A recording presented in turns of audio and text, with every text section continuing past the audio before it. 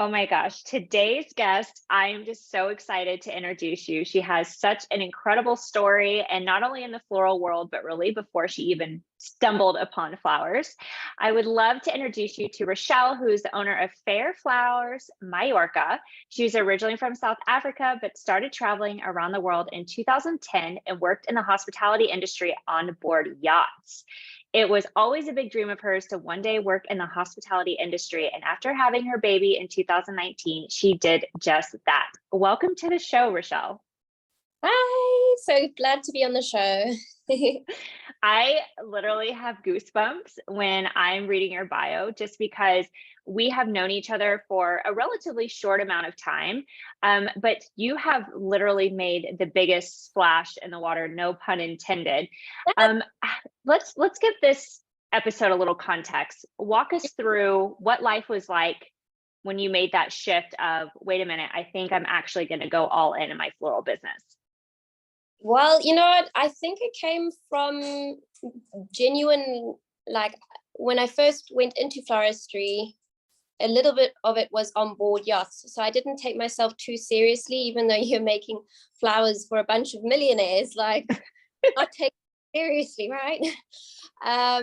But it had to be at such a high standard. But even still, I didn't really believe that I could run my own florist. And then I somehow managed to, once I'd settled down on land and exited yachting, found myself working in somebody else's florist. And of course, I took an immense amount of pleasure, a pride and responsibility and so forth, working in that florist, but I knew it wasn't mine. But by doing so, it kind of worked up my courage, and eventually we decided, okay, now we're going to do it. So my husband is also my partner in my business.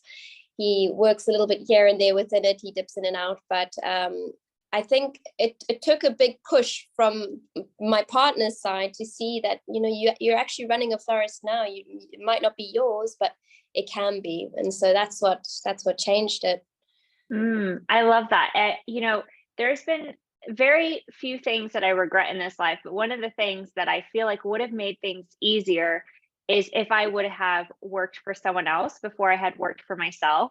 And so I Absolutely. actually think this is a really great, like, get your feet wet, see how it feels. Would you enjoy doing it? And I feel like sometimes there's some florists that kind of carry around some feeling of inadequacy because it's like, oh, but I've only worked for someone. I haven't done my own thing yet. But actually, that knowledge that you're gaining is so incredible and can be so powerful building something for the Yeah, long term. So I love that exactly. you mentioned that. You take the good, the bad, and the ugly from any situation, and within any industry, you've always got some form of pillar that you're working off of, and you create your own from there. So you decide to go full time in your business. You're like, okay, I'm doing it. You become business partners with your husband. Mhm. Now what happens? What starts unfolding for you? Like, describe kind of that first year of navigating Absolutely. entrepreneurship. I started opening up towards spring, and to be honest, I live in a very small little village in Mallorca. It's very small, but my community of like really sweet young families and old people were really supportive. They were like, "You are the gem of the village," and I was like, "Oh my gosh, that's so sweet." That's so sweet. I up my doors just a little bit, just to the neighborhood, and they were so sweet and so kind and so loving. And it was Mother's Day as well, so that was a real shock. People were lining up to get my flowers, and I was like, "No way, this is me!" Like, people like my flowers is amazing. So it started off, and that was like such a big achievement for me. And I thought, well, if I can just make $100 this month, I'll be so happy. Well, it was April, and it was time to start, getting things going with the yachts. And Mallorca's a big yachting hub, and so I'd made, I think, for my first month, over 6 or 7 thousand euros that month because yachts came in, and I was like, well, I'm really happy I made over $100. I'm really happy that was your goal. Yeah, I'd say you would exceeded far above your goal. absolutely. And at the time, I wish I'd appreciated it more. Like you say, in a majority of your podcasts, you have to celebrate it. You can't just go, what's next? You actually Mm. just sit down and celebrate it. So now when it comes to breaking into the hospitality industry, I'm celebrating every single time and just making a lot out of the moment. But unfolding wise, it actually happened really quickly. Apart from just opening up my doors over here, yachting came in, and yachting can keep you quite busy in the summer, of course, with many last minute rush orders. So that kept me really busy. Sometimes the yachts are traveling to Ibiza or to mainland Spain, so you have to sometimes travel with that yacht, because if you've got a good reputation with that yacht, they want you to go with them, or they might need you to deliver to the area. And I mean, a lot of the time is what exactly I was doing, and I was getting into wedding flowers too. So it was crazy. It was a really, really jam-packed season. Now it's a bit more of a downtime, but I'm enjoying it. So I love that you're really realizing you're not only realizing your seasons, but you're actually honoring them as well. Like, okay, this is the season for rest, versus being in that, oh my gosh, we're slowing down, I must fill. Because I see that this is kind of a toxic hustle mentality, especially we have in the floral industry, of that, like, if we're not busy nonstop, then we're not good enough or not trying hard enough. And I cannot reiterate like how important it is to, one, celebrate, but to also pause, because it just makes your work so much better. It makes you as a leader so much better. It makes you so much more compassionate towards your clients and understanding.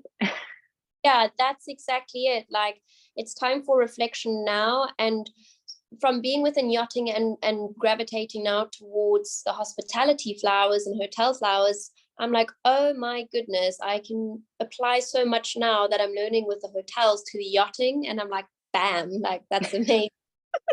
Then also find out like that, you know, it's time to, like you say, to nurture that bond with your clients. I'm doing a lot of workshops now, but now I'm finding, no, my clients actually want me to go to their home and to have their friends around and to hang out with their florist. And I'm like, that's so cool. That's so nice. I love that. I always say, like, we're here to actually activate things. And once we see how we do that, and it starts with us, like I was just telling a private client yesterday, like, you have to take your business seriously first before anyone else does. And it's realizing like, wow, not only am I extremely valuable, but also like, I'm just a really cool person. Like, what I do for a living is really fun, and people love to be around really creative people. And I'm going to own that. And I'm going to activate something in someone else by going to their homes. And it's funny you say that, because I started doing the same thing. I was in people's kitchens around Easter. Like, we were throwing little workshops with their families. They're like, just bring flowers, we'll provide wine. And I was like, wow, this is my job. This feels very surreal. Yeah, and it's just so lovely, isn't it? It's so special. It's just so nice. So I know everyone listening right now is a little bit like, okay, we love hearing your story, and like, that gives me the inspiration to really go for it. But I know you've also blown a lot of people's minds right now, because they're like, yachts? Like, I've never even thought about yachts being an industry. And it's a little bit, I remember when we first connected and you were telling me your stories and we were in the DMs and you're like, and then I did this. And I was like, wow, I feel like this is a whole new segment of our industry that we have not even thought about. And that's why I love having this conversation, because I came in with the hotels. I was like, and that only happened because I have a degree in hotel and restaurant management. I worked in hotels and I knew hotels in and out. And then obviously I ran my floral business, and I was like, how do I put the two together? And then here you're coming up now saying, oh, but what about the yachting industry? Because this is a whole segment of the hospitality industry itself. And so what has been like for some reason, I want to ask, like, what's been your biggest aha moment, like tweaking and connecting what it is that you now offer to the yachting industry, given your background of how they work? Right. So from what I'm understanding, like, from coming from the yachting industry to now being a florist providing flowers for the yachts. Yeah, no, I completely understand the question, and it has been such an aha moment. So on yachts, a majority of the time, depending on what size you're on, it doesn't matter. You can be on a big yacht and you can have your own pantry and so forth. There is never enough space to have flowers on board, or like enough space to have flowers to make new arrangements. So I think learning more about the flowers and which ones are the long lasters, which ones aren't going to last long enough, and so forth, that has been my aha moment. Finding out like where you can make your yacht stewardesses, because that's who you're going to be dealing with either the purser or the yacht stewardess, how you can maintain a really good relationship with them and make them feel special and loved as well, like you say, because that's what they want. They're tired, they're burnt out. We're working about, when I was working on board, I was working almost 19, 20-hour days. I was tired, and that course of a few months, you don't get much sleep. So when a florist comes in and really helps you out and gives you really beautiful flowers that you know are going to last, because sometimes, you know, a florist will come and they'll give you flowers and they just don't last long enough. It lasts 3 days and you're just like, not this again. So when a florist comes in and they know exactly what issues that you generally face on board, like salt, like salty air, heat, Wind. Exactly. You've got basically a bunch of high net worth individuals that have got their home on the water, and one treats their home a little bit differently from being in a hotel. So some people really like a yacht really hot, almost 30 degrees in Celsius in the interior, and you're in the middle of the, you know, of the Mediterranean, and it's hot outside. So you kind of want to make sure that you're asking the right questions. When I was working on board a yacht, I was quite specific, but normally when you get a stewardess coming to you, they'll be like, hey, I need flowers. And the majority of the time, what I find is that other florists, they go, yeah, okay, sure. And they give them what they think looks good. Mm-hmm. And then it doesn't necessarily last that long. And so then you kind of get yourself a bit of a bad reputation for that. It kind of, you've got to make sure that you give them the right flowers that are long lasting, that can be outside in 40-degree weather sometimes, Celsius, as well as flowers and greenery that don't fray, because you're going to make enemies with your deck crew and with your interior crew. And I learned that the hard way. I had a really lovely crew tell me, like, we love what you're doing, but sometimes they make a bit of dust on silk carpets. And I'm like, ooh, right, understood. Yeah. So there's a lot of aha moments, but it's just to make sure that from the florist side that you show that you really know what you're talking about with your flowers, and exactly ask the questions that you've posed inside the florist profit method, saying like, hey, does anybody have any allergies? Does the missus like lilies? Does she not like lilies? You generally are referring to the stewardess, but asking them what their Mr. or Mrs. enjoys and what they don't enjoy, because it's a bit of a funny one, but if you put the wrong flower in there, then the boss can get pretty upset. So it's quite a tough industry to break into and to build up a good reputation. But I think the aha moment is just to make sure that you're thinking yacht wise, that these flowers might be moving as well. Making sure that you're taking care of that, and that they're going to be durable, at least last 7 to 10 days, or, you know, small things. I know it sounds a bit naughty, but I remember one of the florists giving me a small arrangement, just very, very small. And I'm sure they didn't even think much of it. But when a tired stewardess receives something small and sweet like that in the middle of the season to put into this little cabin where they're sleeping by their bunk bed, it means the world. So small and things I love that you've mentioned, you've actually hit a lot of things that we should all consider, all the little minute details, because this is what really creates that strong, long-lasting partnership. And I say this all the time, like, you are not a vendor, you are an extension of their team. And the client that you take care of, the two of you, if you can have a really strong partnership, you offer an incredible experience to the end customer, whether that's the owner of the yacht, whether that's the guest in the hotel. And if you're able to support your client and they feel seen and they feel heard and they feel appreciated and loved, you're going to be their go-to, because they don't even have to explain things to you. Like, I can't tell you how many GMs have just told me, you're one of my favorite vendors because I don't have to explain anything to you. It's just like, we need this and we know it's going to happen. Yes. But a big part of that is knowing what questions to ask. A big part of that is knowing, it's getting out of your own head. And I find this really hard to do for creatives, especially because we all kind of struggle with imposter syndrome. And so we're all in our heads. We make it about us. We make like, is this good enough? Are they going to like it? Is it big enough? Is it going to last? And it's not about us. It's about them. Yes. And so if we can just take a moment and think, okay, what is it that I need to know? And ask the questions, and ask the questions when you come and break down, like what worked really well. Like from our clients, we meet with them once a year and we're like, so what worked really well and what didn't? And they typically say, oh, everything's great. And I'm like, there was one time, there had to be a one time, like, even if it was a bit like, oh, this is small, or I didn't like the colors. I was like, we need to know that. And so it's having that open discussion, and it's not just saying, oh, you want flowers? Let me give you the best thing that I think would look good. It's like, what are you looking for? And it's having an open conversation.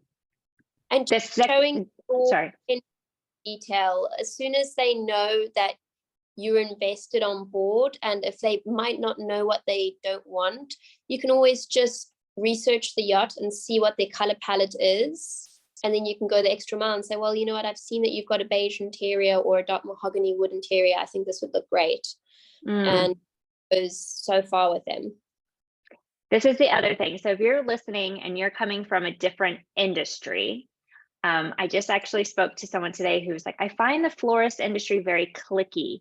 So I find that sometimes if you're a florist and you're coming from an outside industry and you're coming into the floral industry, at times you might feel like there is no place for you, or you're like, I don't really know where I belong. I'm not really overly obsessed with weddings or events.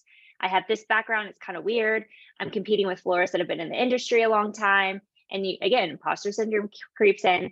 I want I want Rachelle's story. I want my story to be a testament that you can be multifaceted, that you can build on whatever previous career you had. I'm now seeing women coming into the space that have fashion backgrounds. Like it's another medium. It's another industry we're serving, but you can combine two of them, and look how cool what a cool story this makes. Exactly, like you can. And the cool thing is when you come from your industry, whether, like you say, whether you're coming from a fashion industry, like you say, people can be cliquey, but then they'll remember you as, let's say, Rachelle from the fashion industry, and now she's doing flowers. Oh my goodness, it's all about word of mouth. Yachting is 100% all about word of mouth. All the stewardesses talk to each other on the dock. There's, Facebook groups as well. Everybody talks. So, make that your selling point, your unique selling point. I come from this industry and this is what I've created, and this is my speciality, and so much more. And it really does make you stand out from the rest.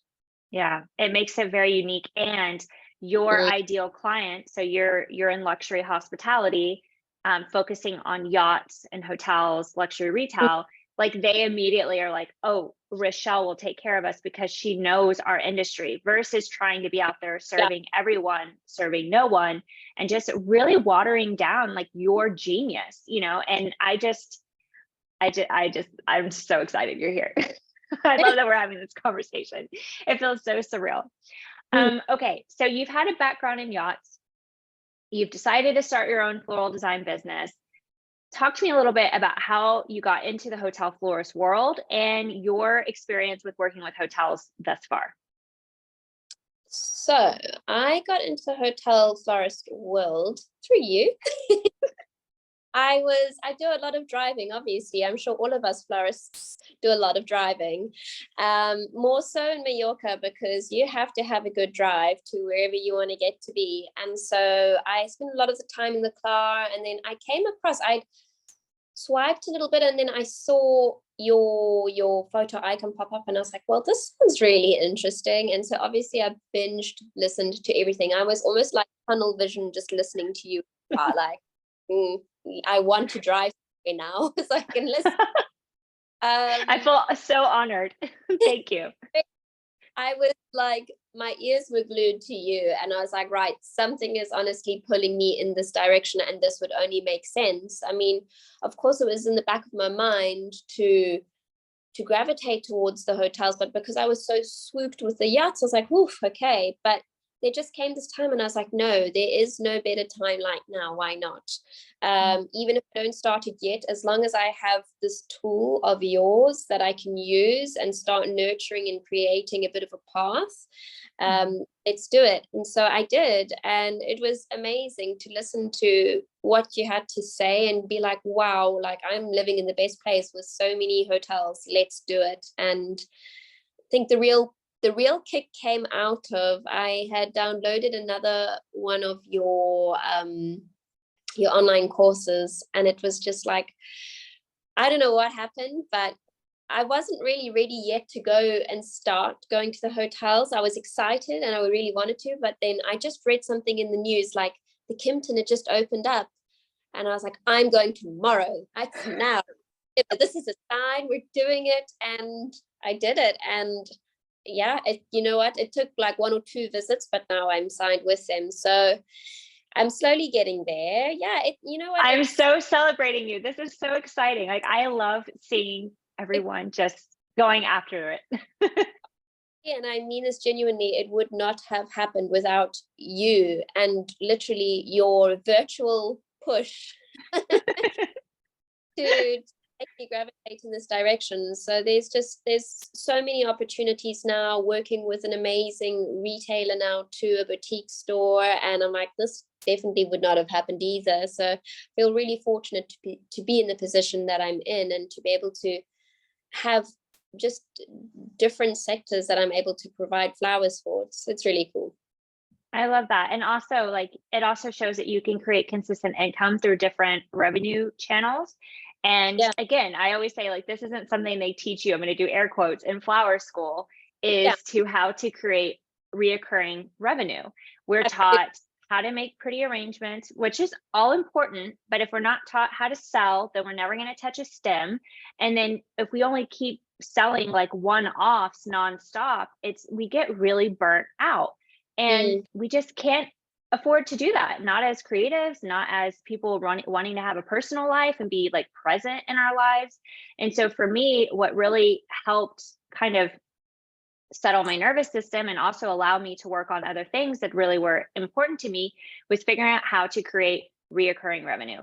And I love that you've been able to share your story, because other people can see, like, there's several different ways that you can do this, but it does make a difference in your business, because then I feel like you're truly creating something, like, as an industry disruptor, as a trend setter, versus just following what everyone else is doing, because that's a short recipe for burnout, and to the point where you kind of just fall out of love with this business, and we need your talent. So I'm trying to avoid that as much as possible. Exactly. And with the yachting, it can be quite overwhelming because it is quite seasonal depending where you are. But as long as you do make time for yourself, and you do think smart and creatively of how you want to work with them, because majority of the time they're always last minute orders. But as long as you maintain that good relationship, a lot of the time, and what I'm seeing now with florists over here that also do yachting flowers, but might not be coming from the yachting industry as a background, is that they have this big season and they're all like really tired afterwards. And now I'm looking inside our wholesalers and there's nobody really around. Everybody's like, there's no work going around. Like, what are you talking about? All the yachts are in the port. They're all doing their maintenance. It's time for all these stewardesses to start learning, to do workshops, to find out what vases they need. Maybe they need eternal flowers. There is absolutely no such thing as downtime, really. If you want to keep maintaining your relationship with the yachts, you check with them. You don't just wait until season comes and goes, oh, well, I'm here again. Like, what flowers do you need now? Like, check in with them after their season, ask how they're doing, and if they might want to be learning a little bit, 1 or 2 things about floristry here or there. Because I tell you one thing, it's like gold to have a florist on board a yacht. Everybody wants to know how to make their flowers last longer. So it's definitely an industry that you can still access when it might not still be season. And I think that again, talking about seasons, like a rest season or a nurturing season, and then a busy season, I always say, like, so many of us want to see growth results when we're in a builder season, but you need the builder season in order to see the growth. And Yeah. so some of the most successful hotel florists that I know that came out of the pandemic was that they didn't let the pandemic define them. They used it as an opportunity to check in with their clients. They used it as an opportunity of like, well, how can I support you now? How do I make this easier for you now? And out of that, as budgets returned, they were the go-to florist. And I just think it's so important, even if you feel like it's a downtime or quote unquote, nobody's buying, like you have to trust in people and their power. They didn't buy today. It doesn't mean that they're not going to buy, but there is like, you are an energetic match for that. So if you decide that they're the buyer and you want to be the provider, then how can you provide today? And not in a way that is going to obviously jeopardize, your health or your business, but in a way where you can nurture them, because that's just as important. And I feel like that's kind of like a secret sauce tip that a lot of people forget. Yes, absolutely. So what is the main thing that florists should keep in mind when working with hotels, in your opinion?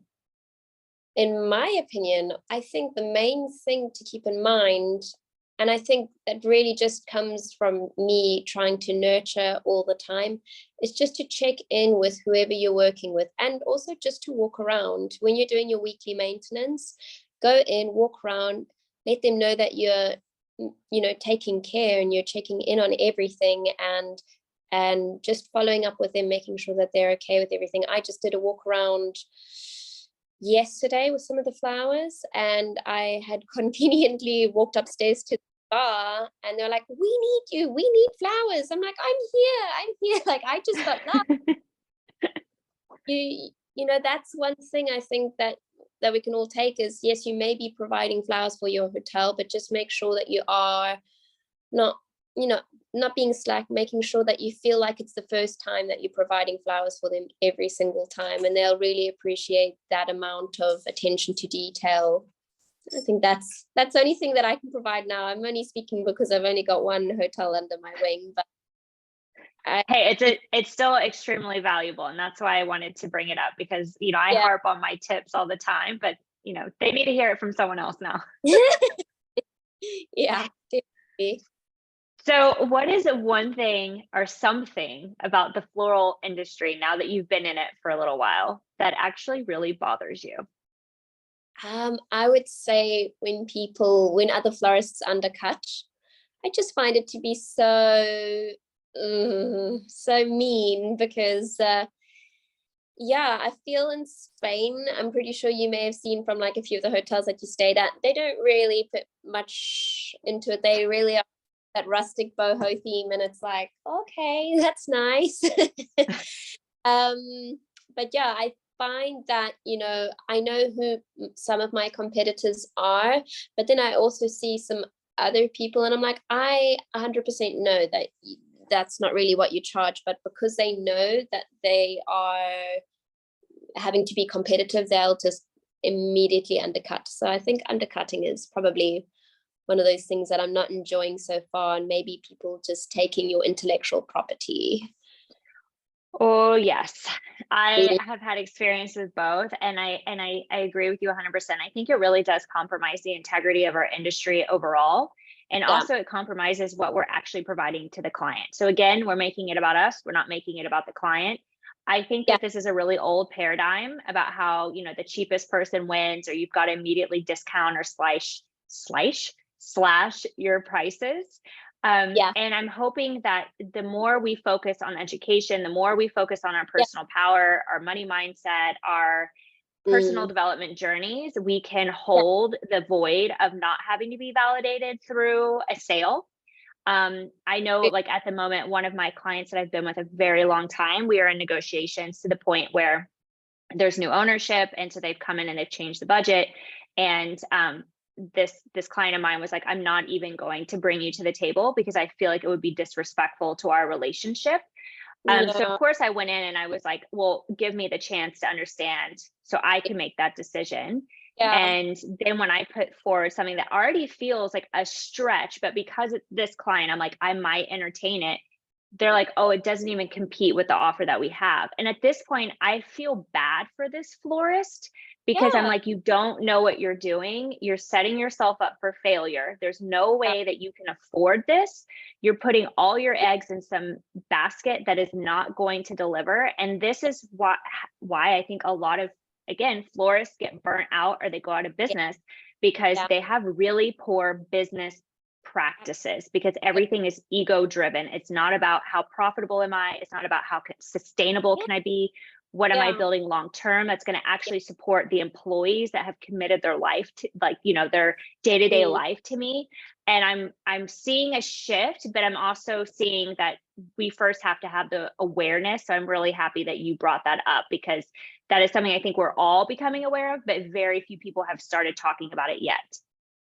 Mm, absolutely. I definitely took a page out of your book the other day. I had a, I don't know what you want to call I don't know what she really wants, but she was Anna. She was like, give me a good price, give me a good price, really on my case. And she's like, if you give me a good price, well then I'll decide whether we can work next year together or not. And I was just like, look, I don't know who you are, but this good price that you're talking about, it actually does not suit me. And you've got great ideas. She's looking for something very grand, but for the price of a button. And I was like, the ideas you've got are amazing. They're really lovely. They're beautiful, but unfortunately, I just can't work for that price. And sent her on her way. And for a moment, I felt really bad. I was like, oh, you know, I thought, you know what, do I really want to be inviting that energy into my florist right now? My florist is my baby, and I need to take care of my baby. And we can't have people like that around the baby. Yeah. Yeah, I think that's a great way to put it. And the universe will send things every once in a while, because we forget what we put out there, where we're like, okay, I'm really calling in this. And the universe is like, oh, you want this? And you're like, no, I don't want that. And it's like, oh, but I Yeah. thought you want this. Yeah. And it's in that moment you have to trust. And you have to trust that if it's not a full body, and when I say you have to trust, I didn't say it's going to be easy. I Yeah. just say you have to make the decision that if I'm releasing this, it means that I can accept better. And Yes. this is huge. This is so big. So if you're getting someone's like, give me a good price over and Yeah. over, I Yeah. mean, it's You really, almost like going on a first date and having this guy being like, so do you love me now? You're gonna love me though, right? You're gonna love me. Like if I love you, are you gonna love me? Like that does not feel good. exactly. And I was thinking exactly the same thing. Like you had mentioned in one of your courses, like treat money like a boyfriend. And I was like, well, this boyfriend ain't treating me very well. So no. So Oh yes, 5K in 5 days. Yes. Oh my gosh, yeah, I love that program. yeah. I was like, no, I'm not feeling this. And like, I don't want this clientele. I was like, Franceska mindset says to me right now, this is not the kind of clientele we want. We want better clientele, like that'll take care of each other. And you know what? I've been really, really great this week. I've had really lovely clients this week that I haven't even need to explain the prices to. They're like, yes, this is amazing. So it's good. It does, like you say, you invite what you put out. And that's exactly what's happening. Yeah. Yeah. I love that. Okay. So I have a couple, actually I'm going to ask one final question, and it's going to be so cliche, but you're the only person that I feel like can really answer this question. It is, Ooh. what would you name your boat if you had one? Ah, you know what? It's funny. I think I'll probably name it after my daughter because I believe I actually saw the name on a boat before I named her, but that was like preggy brain. I might not have Emery be the name. Oh, I love that. And you would, let's also take it a step further. You would custom build your boat, and you would definitely have a little cooler and a little floral workshop inside your yacht, right? Absolutely. I would like copy and paste one of my favorite boats that I work on because they have their own dedicated pantry to Love it. flowers. And it's amazing. It's so well organized because as a stewardess, you just organize. Life is all about organizing. Everything is, you know, just where it needs to be labeled and color coded and everything. So absolutely, it would definitely be a I've fridge. had a blast having you on the show today. Thank you again for your time, Rachelle. Where can people follow along your crazy, beautiful journey in Mallorca? You can follow on Instagram at Faire Flowers Mallorca. Perfect. Yeah. Thank you again for being on the show, and I'm sure we're going to hear from you again very, very soon. Thank you so much again for your time, and I really love your podcast. I'm a #1 fan, so thank you. Thank you.